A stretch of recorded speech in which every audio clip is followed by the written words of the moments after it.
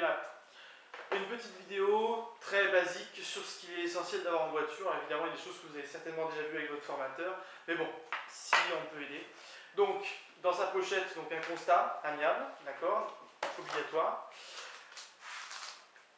Attestation, certificat d'immatriculation, carte grise et attestation d'assurance, obligatoire aussi, puisqu'il faut rassurer. Et la vignette évidemment sur le pare-brise. Éthylotest, obligatoire, il faut l'avoir. C'est jamais si vous avez bu un peu, ça peut, je sais pas, vous aider à voir si vous avez le droit de conduire ou pas. Même s'il vaut mieux ne pas conduire du tout, même si on a bu un tout petit peu. Alcool et voiture, ça fait mauvais ménage. Gilet jaune de sécurité, donc nécessaire quand vous opérez sur un accident, même quand vous changez une roue, évidemment le plus loin possible de l'avoir. Vous en avez aussi un autre qui vous est fourni donc avec votre triangle de signalisation, présignalisation. Attention, triangle de présignalisation, de ne pas mettre quand vous êtes sur autoroute ou voie express, parce que si le vent s'embarque dedans, ça peut être dans les roues, dans les pare-brises ou autre. Ça peut être très dangereux le triangle de présignalisation. La vraie raison pour laquelle je fais cette vidéo, c'est à cause de ceci. Vital en voiture. Kit donc de premier secours, trousse de premier secours. Alors celui-ci, je l'ai acheté chez Rétif il y a moins d'une heure. En gros, ça m'a coûté un peu moins de 15 €.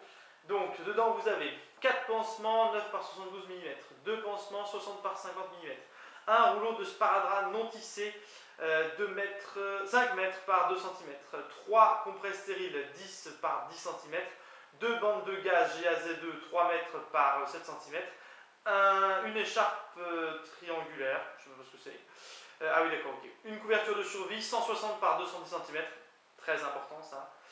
Une paire de gants, un ciseau 8 cm, une pince à écharpe et 6 tampons alcool. Donc voilà, hyper important à avoir en voiture.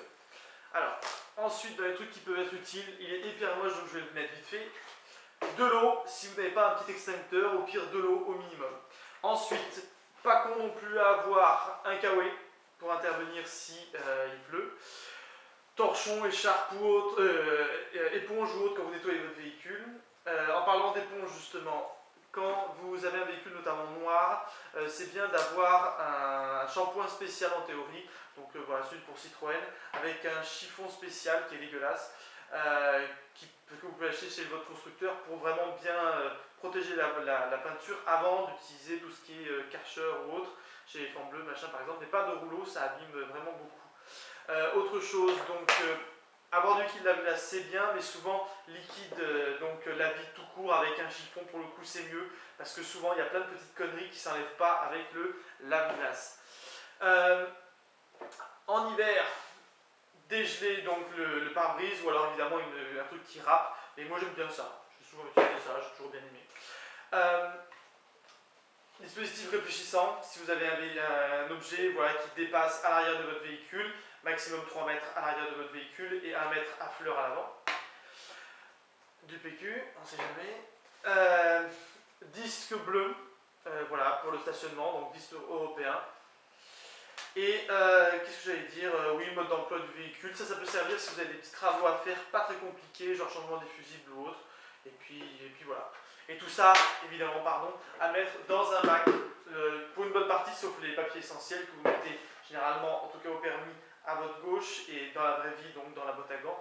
Mais un bac comme ça, vous achetez chez Brico Dépôt, vous fouillez tout ça derrière dans votre coffre, comme ça, c'est à peu près rangé et c'est en même temps sous la main.